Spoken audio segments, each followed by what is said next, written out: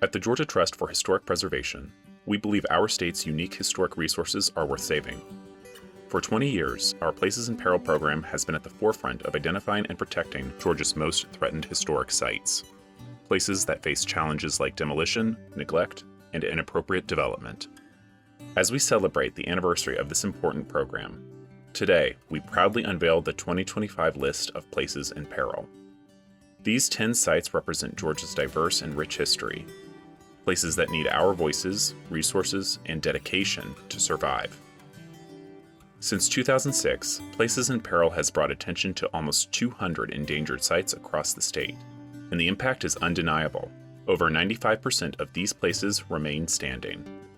Together, we can ensure that these stories endure.